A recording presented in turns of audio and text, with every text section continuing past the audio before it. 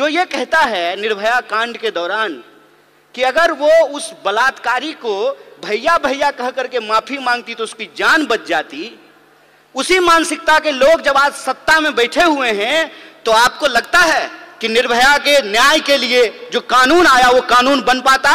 वो कानून इसलिए बन पाया क्योंकि कांग्रेस का नेतृत्व सोनिया गांधी के हाथ में था। इस बात को याद रखिएगा। यह प्रतिनिधित्व का सवाल है, यह नेतृत्व का सवाल है कि अगर नेतृत्व इस देश में इंदिरा गांधी के हाथ में रहा, नेतृत्व सोनिया गांधी के हाथ में रहा, तो महिलाओं को आगे बढ़ने का हक मिला। और नेतृत्व आज एक ऐसे आदमी के हाथ में है जो पत्नी छोड़ करके भाग गया, तो महिला अधिकार का क्या होगा, इसको आप बखूबी समझ सकते हैं। इसीलिए मैं पॉलिटिकल कल्चर की बात कर रहा हूं।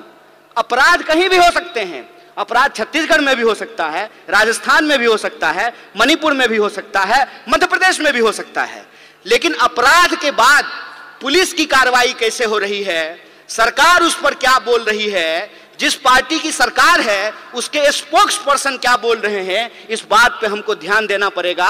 और कांग्रेस और बीजेपी के बीच में दल का फर्क नहीं है, विचार का फर्क है, इस बात को हमको समझना पड़ेगा।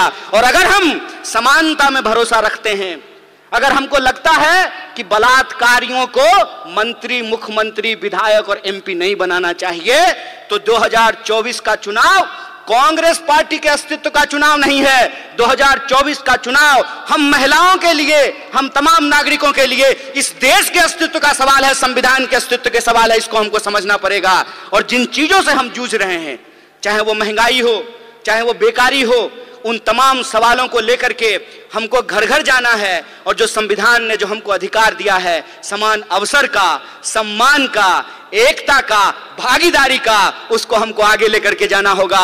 और जो नारा आपने लगाया है, आधी आबादी पूरा हक, अपनी पार्टी और एनएसयूआई की तरफ से इस मांग के साथ हम पूर्ण समर्थन में खड़े हैं और आप इस लड़ाई में कंधे से कंधे मिला करके आपके साथ चलेंगे।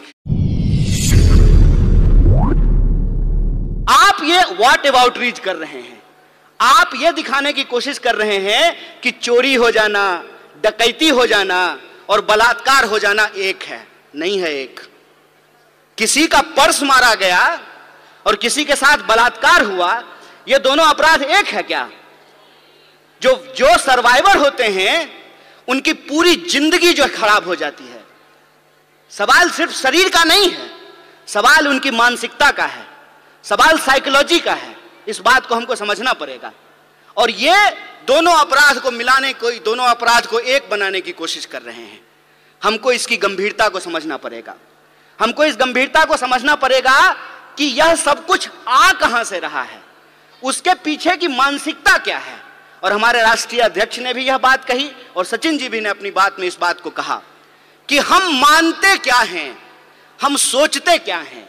अगर हम ये सोचते हैं, हमारे सोच में है कि धन की देवी लक्ष्मी है, विद्या की देवी सरस्वती हैं, तो धन की देवी जब लक्ष्मी थी तो राइट टू प्रॉपर्टी का अधिकार क्यों नहीं दिया गया?